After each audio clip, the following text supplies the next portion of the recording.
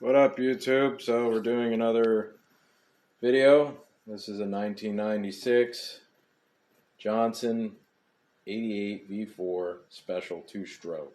So today we're doing a video on your exhaust housing.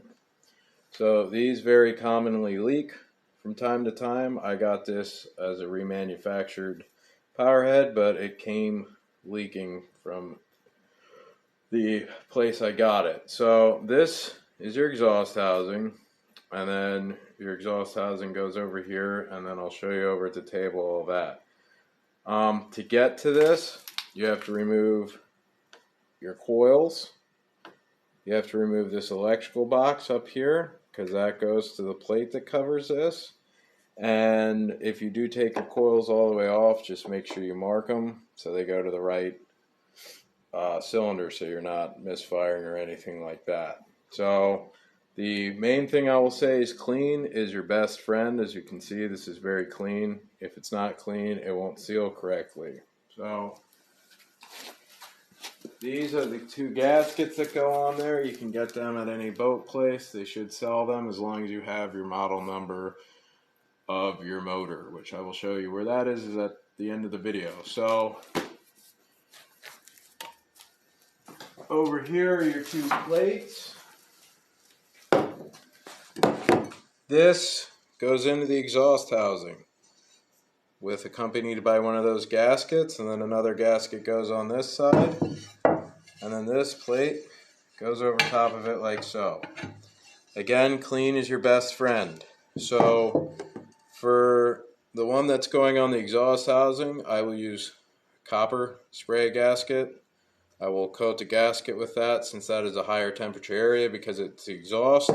For the other side, because that's primarily where the water flows, I'll use Permatex High-Tech gasket sealant and coat both ends of the gasket. When you're doing this, I will just show you with a dry fit really quick.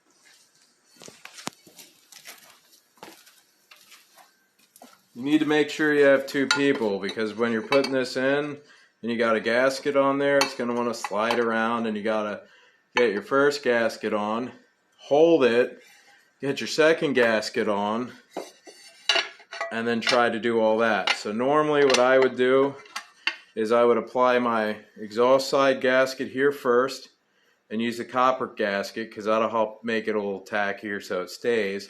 And then with this, I would use your Permatex and coat the other gasket, put that on there, and then sandwich that together so the bolt holes are lined up, hold it, and then push it in like that and have one or two guide bolts to help keep it together. That is the way that I found is much simpler than trying to do this and putting it in here like this and then trying to wrestle with it, and then before you know it, your gasket's all over the place and it is not a good day. So these again very commonly leak. Even after you do the gasket, sometimes the bolts will work themselves loose. There's a lot of bolts in here. All this is bolts.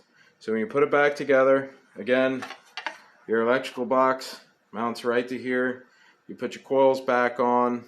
You have your water indicator. That goes onto this. And yeah, and then that comes out your water indicator down here. So that is pretty much the essentials of doing the exhaust housing gasket. My next video I will show you how we did the power head removal, but I will not actually be removing the power head. I'll just kind of point to the things you need to take off. So again, I hope this helps. Thank you for your time.